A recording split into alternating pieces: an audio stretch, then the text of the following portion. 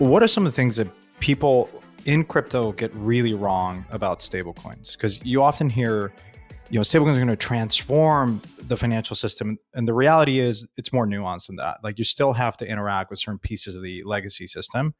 And conversely, I'm curious to get your thoughts around what is something that people outside in the industry get wrong about stablecoins. So maybe yeah. Yeah. So I think on the crypto native side, people are starting to understand that, like, if you have to transact within fiat, that for a lot of things, like, stablecoins are actually more expensive. If there needs to be a swap back into fiat due to the FX and liquidity concerns and due to the compliance, it can be more expensive than traditional rails.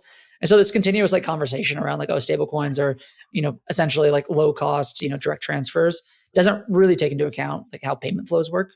And so that, I think, people are starting to understand a little bit, but what does that mean? It means we need to be more on chain, right? And I think that gets to, what do, call it traditional people misunderstand about stablecoins on the other side, which is that there is a world in which we don't need to be in fiat, right? A lot of payment flows can happen on chain, right?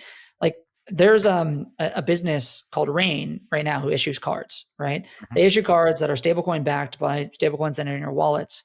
They do just-in-time receivables financing and securitization with a protocol called Credit Coop, and they pull that capital when they need. It's much more capital efficient.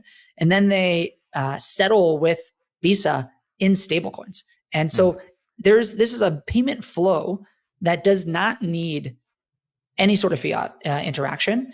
And all it really needs is more credit. And so that's kind of the elephant in the room.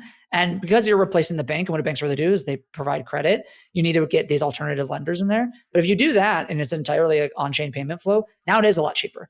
And there is a world where we can go there and we can be entirely on-chain. And so I think that's really kind of bringing those two people and those two points of view together.